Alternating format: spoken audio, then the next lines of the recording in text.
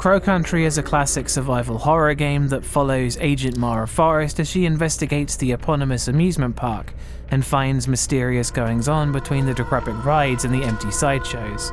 The game is available on Steam, PlayStation 5, and Xbox.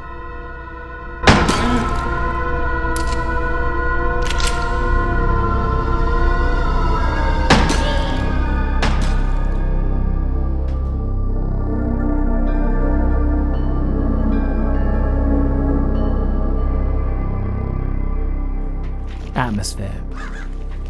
Crow Country's atmosphere jumps a lot between tense and endearing, but leans more towards the latter with the game's heavy focus on puzzles, its art style and its setting being very disarming to any horror that it creates. Even the rundown amusement park swarming with monsters doesn't manage to be quite threatening.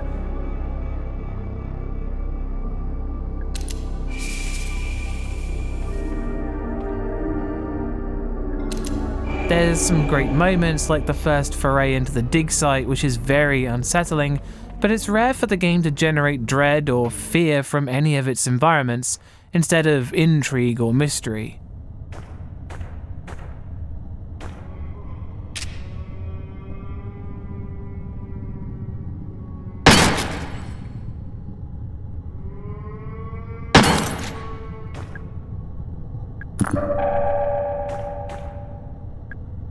Some of the areas are tense, especially the lower into Crow Country you get, but things like character interactions and lines of dialogue Mara herself says when interacting with things is again disarming.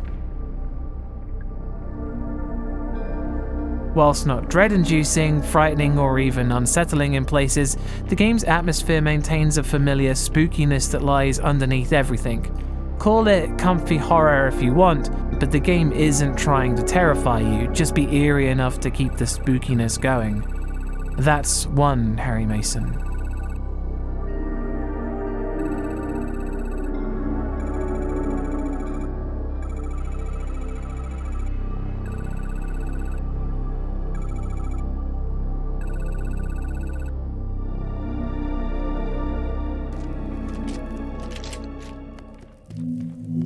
Scares. The game's scares seem to mostly consist of foreboding events and dealing with enemies, which is where the game falls down. The enemies aren't really intimidating and are usually easily avoided, with the aiming controls generally being harder to deal with than just running past the enemy. There are a few jump scares that come from unexpected things, like the gates suddenly trying to close while you're halfway through them, being a surprisingly effective jump scare.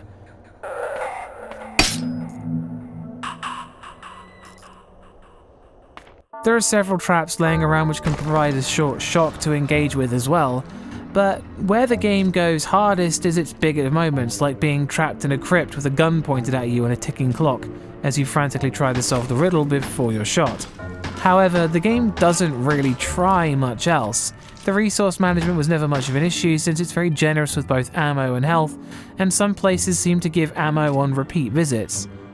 Crow Country has a few good moments, but it's not enough to say the game is scary. That's still one Harry Mason.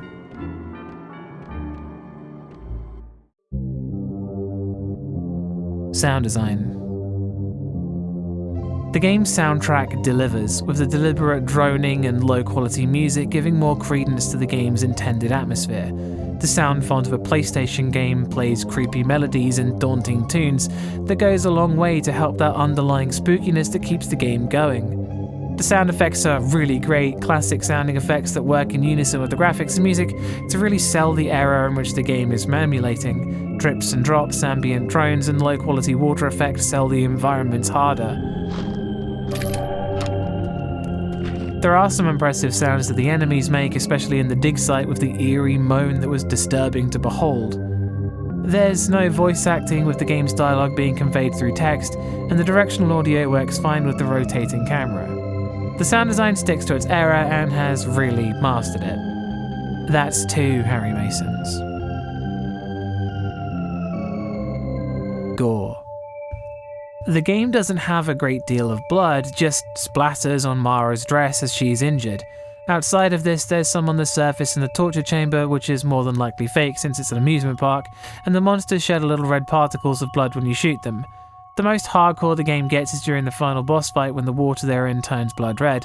The game doesn't take it too far, and nor does it feel like it's not enough. That's 3 Harry Masons.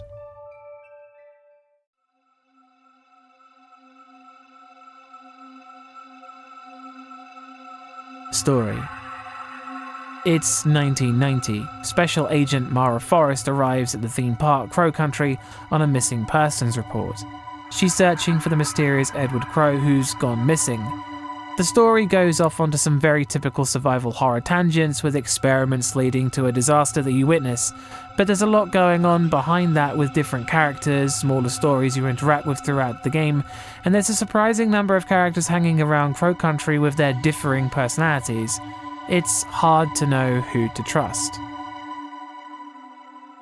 There's quite a few different notes left by the staff and workers of Crow Country that are often vague or puzzle related, but the story related ones paint a bigger picture of events as they transpired, which leads up to the events of the game, and whilst they're brief, they were certainly entertaining to read. The story has an interesting plot twist near the end which makes the whole game take on a different perspective, and lots of things line up, which was really neat, making the final score 4 out of 5 Harry Masons. Crow Country is a cute game really. Its horror elements aren't particularly strong, but it can do it when it wants to. It's one of the few puzzle-heavy horror games that I've really enjoyed playing and might be my favourite of the year. Again, I'd like to remind you that the whole thing is down to my opinion in horror games. If you don't share this opinion, then that's cool, I get it. I'd like to point out that whilst I kicked every single vending machine, I did not run out of ammo and advise you don't either. There will always be more horror reviews in the pipeline, and thanks for watching. Now let's go check out Bumps in the middle of the night. Peace.